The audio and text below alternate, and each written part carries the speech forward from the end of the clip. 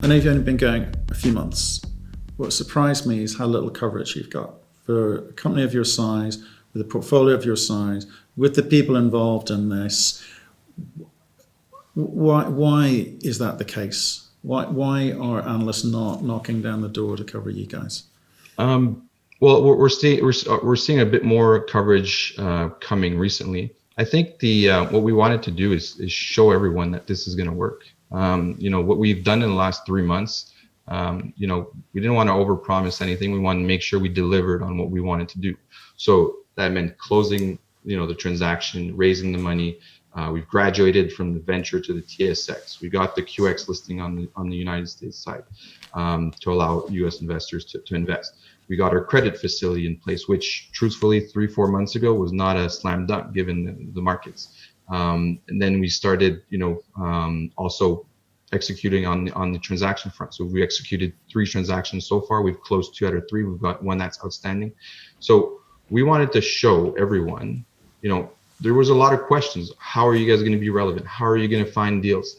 Now that we've laid out our plan for the first, I would say 6 to 12 months, we've pretty much hit all of what we wanted to do. And now the main 2 things is increasing trading liquidity and increasing market awareness, which, those are things that are sometimes out of our control. The other things we were able to control. So we focused on that. We got all the tools that we needed to get the company up and running and be relevant. So. Okay.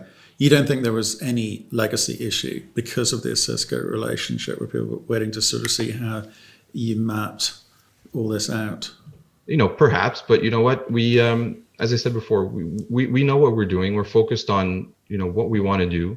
And at the end of the day, it's all about, working hard, staying humble, and most importantly, enjoy what you do. And that's what, I would say that the team that we have between Joseph, myself, and now Annie, we're very, very, we know what we're doing. And every time we get on things together, we are very focused on the next steps. And at the end of the day, it's working. And our investors, we have the benefit of having been able to market to royalty investors for 6 years. So they know us, we know them. Obviously, maybe there was that show me period, but I think we're going to get there. So we're very excited with the future. There's a lot of different things that we're focused on right now, and right now everything points to us being successful in that environment. Yeah. Okay. So we talked about cash and the ability to generate cash and what that could mean for you in terms of cost of facilities going forward.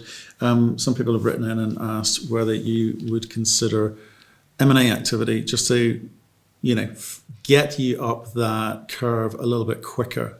What's your answer to that? That slide's been in our deck since day 1 on February 23rd. So I would say that, syndication on specific deal fronts is going to be very important. So working with partners. And we've already been involved in sort of this situation this summer with other peers. And M&A is going to be also very, very important. As I pointed out earlier, our goal, whether we run the company or not, is to get a platform that's up and running that has between $3 and $5 billion of value within the next 3 to 5 years. So M&A will have to be part of that, that strategy. We've already announced our first M&A deal with Coral Gold, which we announced a month and a half ago. And, I think, but that goes down to being able to sit down with the different parties and finding ways to, make sure that it's a win-win for everyone. But at the end of the day, scale in this sector is very important. So if you want to be, relevant, keep being relevant, you have to grow. And, obviously M&A is going to be important for that. We've seen a lot of the smaller junior companies pop up in the last 6 months.